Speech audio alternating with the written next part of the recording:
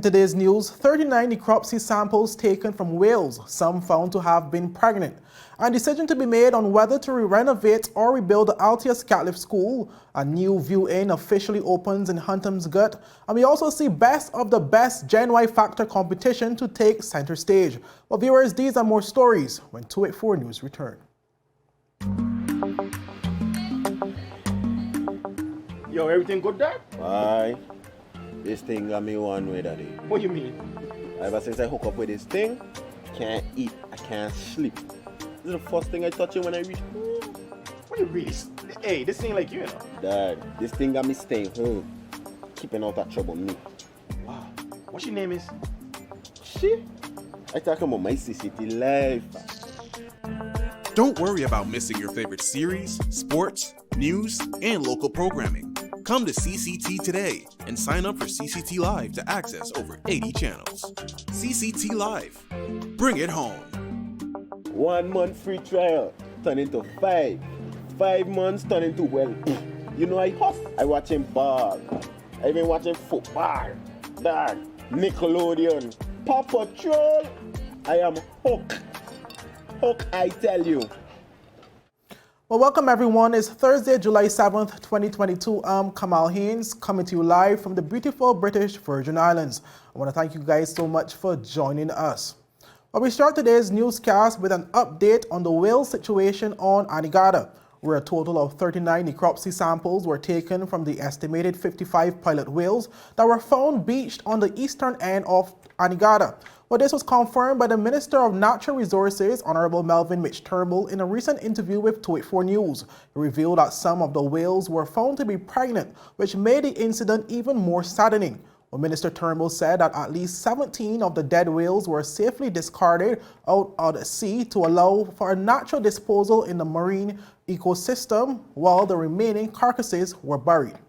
What was able to be determined was 37 samples of the whales were taken on Saturday of the different whale species. We found an additional 7, so the total number of whales that were beached was about 55, and we were able to save only 2 of the 55.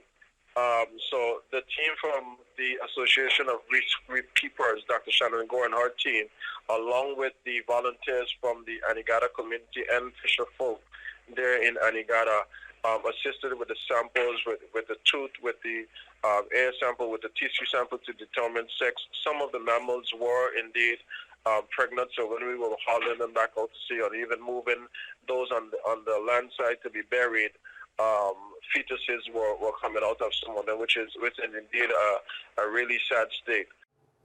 Well, Turnbull also highlighted the respective organizations and individuals who played a role in safely discarding the deceased whales when speaking about the process. Well, these included non-profit organizations, Association of Reef Keepers, and Beyond the Reef, along with the volunteers from the Anegada community.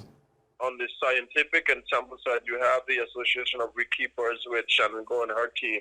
And on the land side, you had Beyond the Reefs, which were dealing Chris Jederon and his team from Beyond the Reefs, and the fishermen, Sherwin and Kelly Torres and all the other fishermen, Nelson Myers, and them, they were there as well, and they were able to save 2 of the whales on Saturday. But they are now moving towards the disposal. So we have brought back up until 4:30 yesterday. The last number, they were able to pull 17 whales back to the ocean, to the deep, to allow the circle of life to continue in terms of the sharks and everything. But they pulled them a good ways distance off the shore, so that the sharks and other predators that we would have seen when we arrived Saturday and Sunday, and even to Monday. Well, Minister Turnbull also said that the operation with the marine experts from the Puerto Rico team and the other Caribbean partners resulted in the establishment of a stranded network action force within the Ministry of Natural Resources.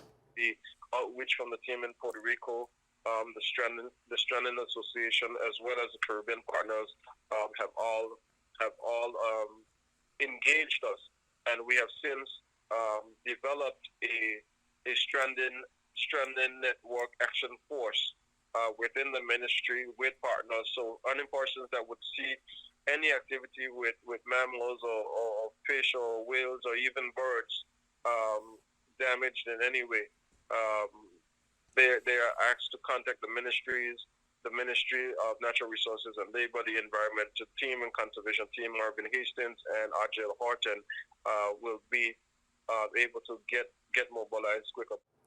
Well, viewers, the Port of Wales was estimated to be some 150, according to observers in the area. And Minister Turnbull also urged residents of Anegada to remain vigilant out at sea and to remain vigilant of any sighting of sharks. Well, moving on, viewers, where the Ministry of Education will be deciding on whether to renovate or demolish and rebuild the Althea Scatliffe Primary School after it was recently deemed structurally compromised and closed indefinitely. Well, this was confirmed by the Premier and Minister of Finance, Dr. the Honorable Natalia Wheatley, at a recent press conference. Well, a recent inspection of the school's building revealed concerns relating to its structural integrity, which prompted the Ministry of Education to quickly decide to indefinitely close the building to all activities. Well, Premier Wheatley, who is the former Minister of Education, said that due to the nature of the findings of the report, the school will either have to undergo significant renovations or will have to be completely rebuilt.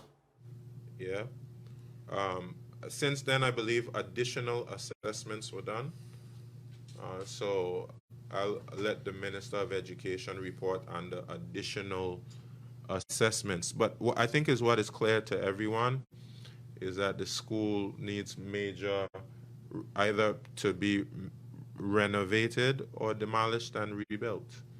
And I'll let the Ministry of Education bring their recommendations and the engineers who are giving them advice to bring their recommendations on exactly what needs to be done, whether it just needs to be demolished and rebuilt or whether it can be renovated.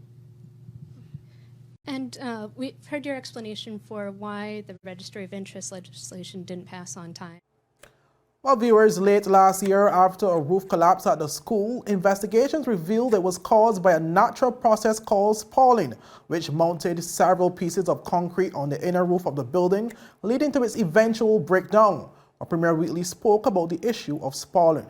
We had systems engineering that did assessment of the building, and they spoke about the issue of the spalling, which is, of course, the steel in the roof had expanded and was pushing off the concrete, and of course there's some sense of what materials were used even to construct the concrete, etc. You know, back in the day, persons used a lot of sand from the beaches and things like that, which is very porous. And of course, at this particular stage, you'd have chunks of concrete falling from the roof. So they would have had to chip off all of that concrete. But of course, it's going to be happening throughout the building. And of course, systems engineering also said, of course, that it doesn't meet the code as it pertains to earthquakes. With the school now forced to undergo major construction work, Premier Wheatley said the Ministry of Education will now have to secure a temporary location for the students. They're exploring the options in terms of making sure that the children are going to be housed in a safe area where they don't have to worry about you know, the issues associated with the current school, which is old and dilapidated and needs a lot of work. So I'm in full support of the minister. It's an issue we've already discussed with the United Kingdom, with the cabinet in terms of the fiscal space required to be able to address such concerns. And so you can expect that very soon the Minister of Education will be announcing how we're going to go forward there. Well, viewers, up next, the new View In officially opens in Huntum's Hhut, and Best of the Best Gen Y Factor competition to take center stage. Well, these are more stories when 284 News return. You value traditions. Today. You value music. You value education. Family. I love you. Service. Thank you. You're welcome. Love. Life. At Popular, we're committed to you and everything our community values. For the things you value the most, count on us. Popular. So you're saying I can ask this cat any question? The cat is connected to the computer.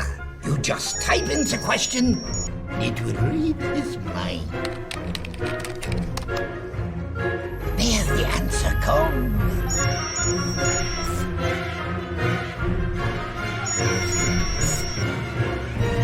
You're the man! I've been looking for this for weeks.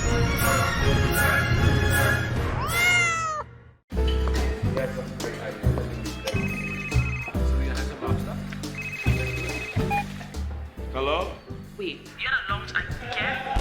You say you were sick? What happened to our wedding rehearsal? No, babe. I'm actually watching the news right now. Take a listen. Topping our newscast today, UFOs seen around Tortola Pier Park. And? District 3 residents outraged over no water supply. They simply cannot bathe. These and more stories when 284 News returns. All right, babe, just get some rest, take 2 Advil, and I'll see you later. Bye. Okay, honey. I see you later. I love you. It's clear to see that Coconut Lounge is a place to be, the coolest cocktail lounge in the British Virgin Islands. A lounge like no other, with welcoming, professional service, and a breathtaking ambiance. Not forgetting a diverse selection of wines, beers, and signature cocktails. Cozy, comfortable, contemporary. Coconut Lounge at Tortola Pier Park. Visit us today. Well, welcome back, viewers. Well, businessman James Todman of James Todman Construction, alongside his daughter Janelle Todman, officially opened the doors to the new View Inn in Huntum's Hhut, Tortola, at a grand ceremony held yesterday, July 6, 2022. The ceremony was attended by scores of residents from across the Virgin Islands, as well as government officials. Honorable Kai Reimer, Deputy Premier and 5th District Representative, delivered congratulatory remarks. I would like to extend congratulations on behalf of my wife, on behalf of my family, on behalf of my neighbors of the 5th District, to Mr. James Todman. Mr. James Todman, stand up so we could see who you are this afternoon. I'd like to congratulate him for this building that he has put here in the 5th District. And as you go through the 5th District, I think all that we are missing now is maybe a bank. So I'm not sure if any of the banking institutions are here so that we can try to have some space in this. Is there any space available? So we could put a bank. We have a gas station, we have supermarkets, we have parks, we have beaches, we have beach on the other side. So we have almost everything here in the 5th District, so we just want to make sure and welcome you to the 5th District. Now, who would have ever thought that we could have put a high rise in the 5th District? We got a high rise in the 5th District. Imagine that. So, you know, I just want to congratulate him, congratulate his efforts, congratulate his commitment to what he has done, what he continues to do, and, you know, cementing his legacy in this district and the territory. Well, Mr. Todman in his remarks spoke about the history behind his success and the evolution of the property. I walked this street with my mother. I wish you'd have been here today. Some 60 years ago, I walked from up where the A-Value supermarket is, down this road many nights. Sleep many nights on this road. Many nights. So I'm saying that you don't look at me at just today is where you come from. God is good in every way. He make it possible for each one of us. This area here is significant to me.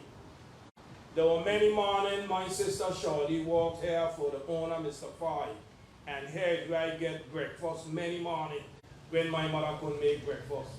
And look at it today. Isn't it God good?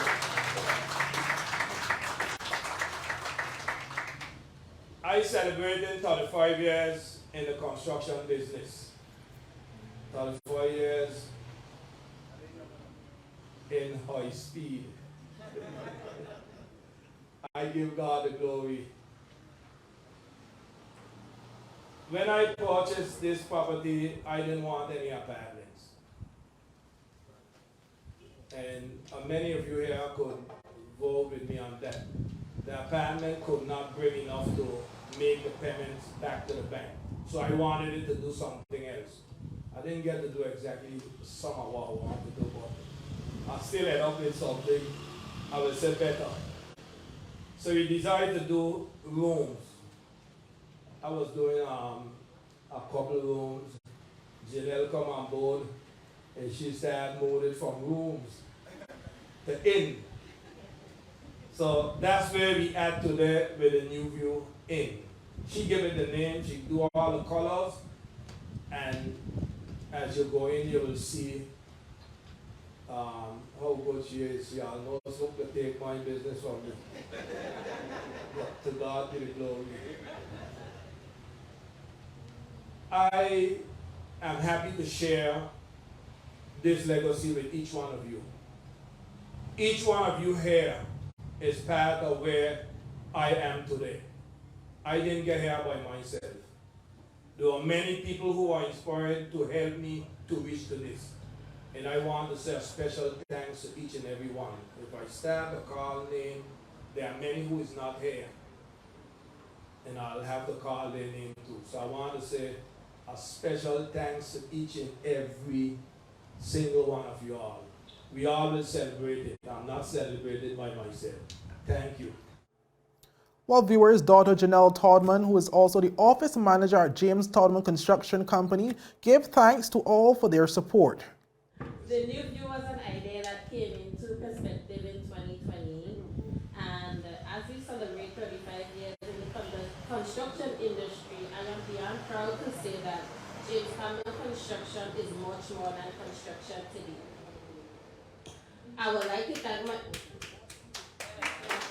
We're bigger than construction. I would like to thank my parents not only for affording me this opportunity, but also for putting their faith and trust in me. Many nights, I know my dad would think about every day Janelle has something new to purchase. And we started from scratch. He told me he wanted me to work on this project with him, and I thought, you know, I was gonna get a building with everything in it. I got a concrete structure. I'm talking about no walls, nothing in there. So it's really something that I'm proud about, that I can actually say that I did by myself from scratch, and I'm really glad to see how it turned out.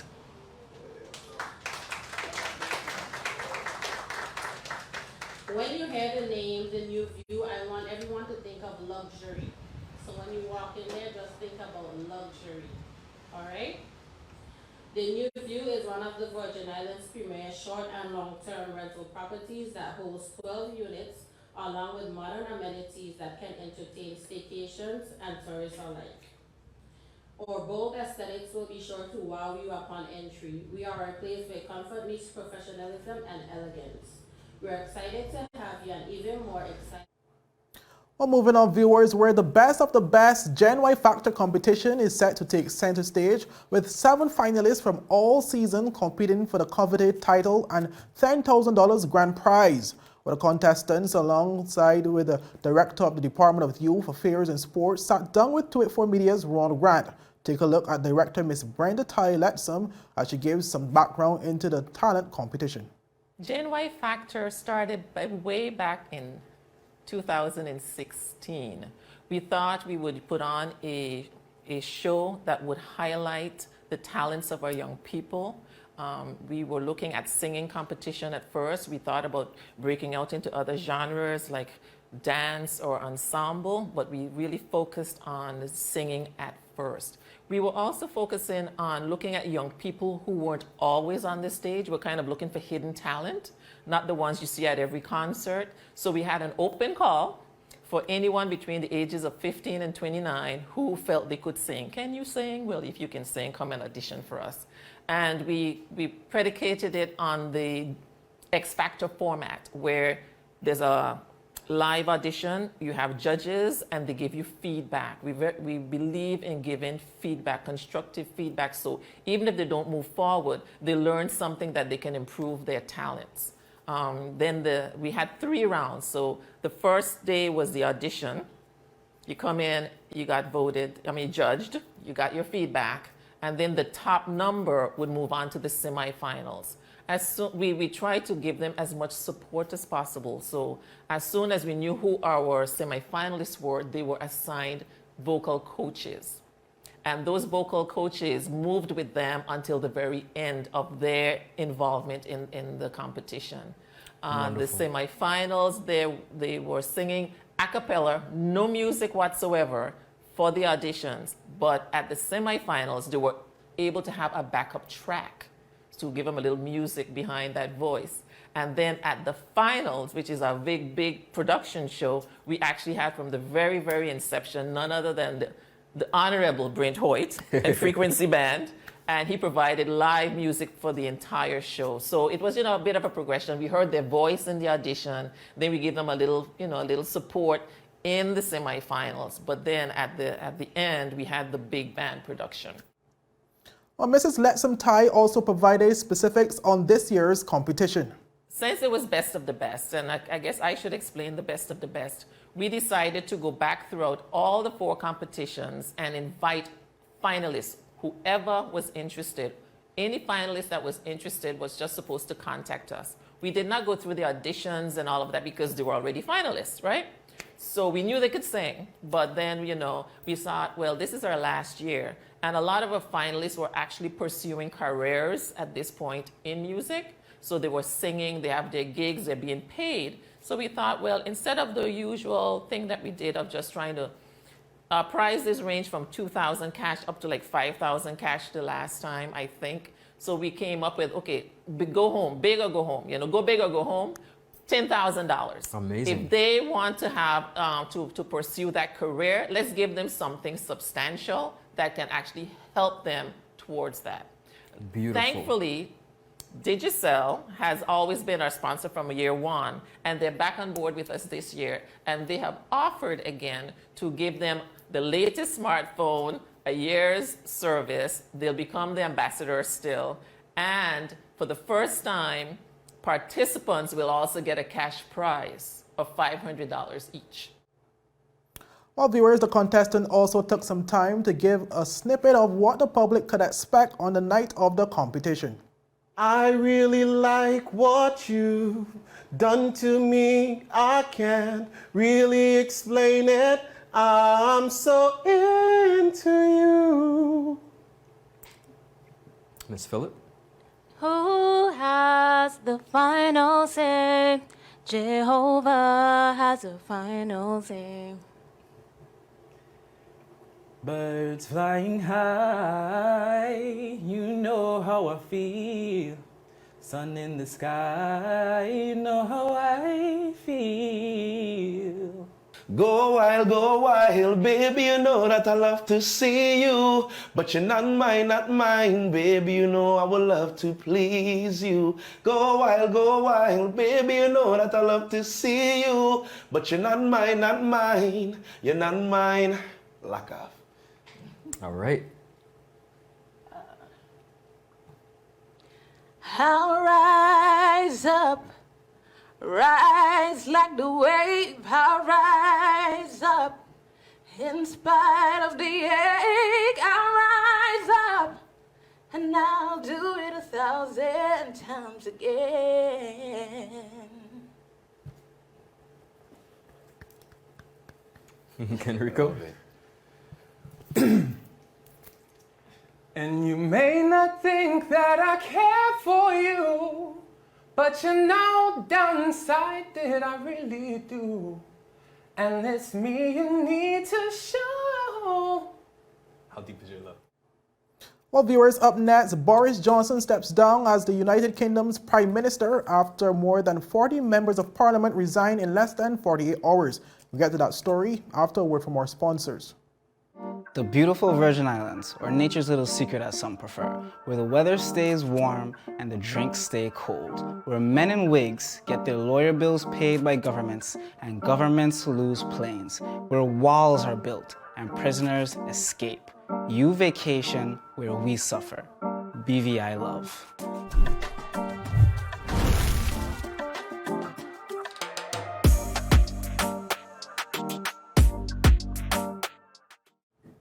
Well, welcome back, viewers, and thank you so much for sticking with us. Well, Boris Johnson has resigned as Prime Minister of the United Kingdom following the resignation of more than 40 members of Parliament in less than 48 hours. Well, Johnson confirmed his resignation on Thursday morning, stating that he will remain in the position of Prime Minister until a replacement Conservative leader is found. Well, speaking outside Downing Street, he said it was clearly the will of the Parliamentary Conservative Party for him to step down. It is clearly now the will of the Parliamentary Conservative Party that there should be a new leader of that party and therefore a new Prime Minister. And I've agreed with Sir Graham Brady, the chairman of our backbench MPs, that the process of choosing that new leader should begin now. And the timetable will be announced next week. And I've today appointed a cabinet to serve, as I will, until a new leader is in place. So I want to say to the millions of people who voted for us in 2019, many of them voting Conservative for the first time, thank you for that incredible mandate, the biggest Conservative majority since 1987, the biggest share of the vote since 1979. And the reason I have fought so hard in the last few days to continue to deliver that mandate in person was not just because I wanted to do so, but because I felt it was my job, my duty, my obligation to you to continue to do what we promised in 2019. Well, Johnson also said that he was immensely proud of the work of his government over the last 3 years. From getting Brexit done to settling our relations with the continent for over half a century, reclaiming the power for this country to make its own laws in Parliament, getting us all through the pandemic, delivering the fastest vaccine rollout in Europe, the fastest exit from lockdown, and in the last few months, leading the West in standing up to Putin's aggression in Ukraine. And let me say now to the people of Ukraine that I know that we in the UK will continue to back your fight for freedom for as long as it takes. And at the same time, in this country, we've been pushing forward a vast program of investment in infrastructure and skills and technology, the biggest in a century, because if I have one insight into human beings, it is that genius and talent and enthusiasm and imagination are evenly distributed throughout the population. Well, viewers, according to international news agency Yahoo, the new process to elect a new Conservative leader usually lasts around 12 weeks, with MPs vying for leadership in a similar way to a general election. Well, prospective leaders will need 2 nominations from other Tory MPs to run, after which party MPs would hold a ballot to choose the candidates, with those receiving the least votes eliminated until only 2 remain, the agency further shared. Well, the decision of who becomes the leader is down to Conservative Party members, as it's entirely an internal party matter, therefore not requiring a general election. Well, viewers, that's all we have for today's News Roundup. Be sure to follow us for daily news updates at 284media.com and like us on Facebook at 284media and 284BVI on Instagram and Twitter. I'm Kamal Haynes, and I'll see you again tomorrow. Have a good evening. Bye-bye. Yes, Sonny boy, come, yes, Sonny. Good morning. Good morning, Sonny boy, over there. You must have cut fun to people. It's okay, I'll take care of it. What? No man to take care of me. How may I assist you? Yes. You want top of power? You want top of power? Join the prepaid party with CCT and enjoy more affordable data plans, more top-up promotions, more savings with hero bundles, and more value for your money each and every Tuesday with Top Up Turn Up Tuesday. Visit a CCT store today or anywhere CCT Top Up is sold and top up your phone. 5, 10, 15, 20, 25, 30. You want top of power? Eh?